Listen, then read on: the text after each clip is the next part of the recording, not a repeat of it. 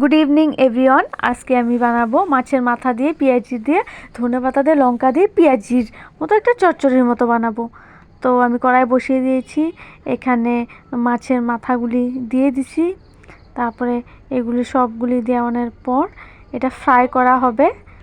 তো ফ্রাই করার পরে এটাতে সব কিছু দেওয়া হবে। তো আমি তেলের মধ্যে যে কয়টা আমার মাছের মাথা ছিল, সিলভার কাপ মাছ ছিল এটা, তো সবগুলি আমি মাছের মাথা, তারপর মাছের তেল সবগুলি আমি এখানে দিয়ে দিলাম। দেওয়ানোর পর এটাকে একটু লাড়াচাড়া দিব।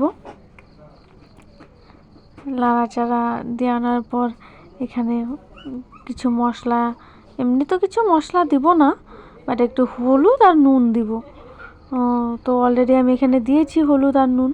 তো এখন আমি পেঁয়াজগুলি দিয়ে দিলাম, লঙ্কা দিয়ে দিলাম, তারপর একটু হলুদ ছিল আমার থালাতে, তো ওইগুলোও দিয়ে দিলাম। আর ধনেপাতা কুচি ওগুলোও রাখছি, ওগুলো একটু পরে দেব। তো বাকি সবগুলি দিয়ে দিলাম।